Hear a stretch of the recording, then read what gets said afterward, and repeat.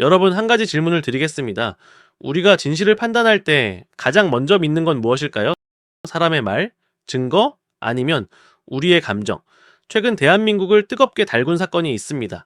바로 배우 김수현과 고 김새론 사이의 논란인데요.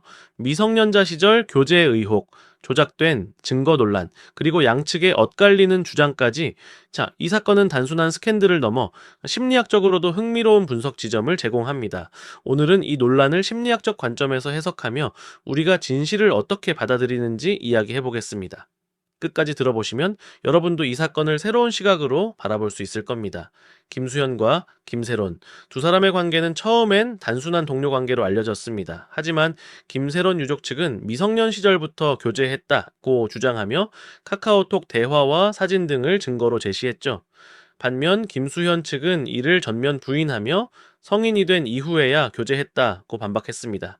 심지어 유족이 공개한 카톡 메시지가 조작되었다는 과학적 검증 결과까지 내놓았습니다. 네, 양측의 주장은 이렇게 완전히 엇갈리고 있습니다. 그렇다면 이 갈등 속에서 우리는 무엇을 믿어야 할까요? 이 사건에서 가장 먼저 떠오르는 심리학적 개념은 바로 기억의 주관성입니다. 우리는 모두 자신의 경험을 바탕으로 기억을 재구성합니다. 김세론 유족 측은 고인의 고통과 약자를 향한 연민 때문에 기억을 감정적으로 재구성했을 가능성이 있습니다. 반대로 김수현 측은 자신의 이미지를 지키기 위해 무의식적으로 부정하고 있을 수도 있죠. 여기에 사회적 갈등 이론도 적용해 볼 수 있습니다.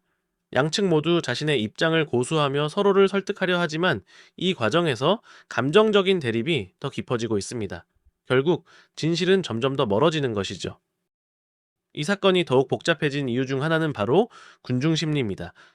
유튜브 채널 가세연 같은 매체가 충격적인 내용을 폭로하면서 대중의 감정을 자극했죠. 김수현은 미성년자와 교제했다. 유족 측 주장은 조작된 것이다. 이런 자극적인 프레임은 대중의 분노와 호기심을 동시에 끌어내며 논란을 키웠습니다. 여기에 SNS 알고리즘까지 가세하면서 사람들은 점점 더 극단적인 의견으로 나뉘게 되었죠. 심리학에서는 이를 집단 극화라고 부릅니다. 사람들이 비슷한 의견끼리 모이면 점점 더 강경한 입장을 취하게 되는 현상인데요. 결국 여론은 김수현이 가해자다, 혹은 유족이 거짓말을 하고 있다는 두 가지 극단으로 나뉘게 되었습니다. 그렇다면 이 갈등에서 우리는 무엇을 배울 수 있을까요? 첫째, 감정에 휘둘리지 말고 사실에 집중해야 합니다. 증거가 조작되었는지 여부는 전문가의 검증을 통해 밝혀져야 하며 감정적인 판단은 진실 규명을 방해할 뿐입니다. 둘째, 사회적 갈등 해결에는 공감과 대화가 필요합니다.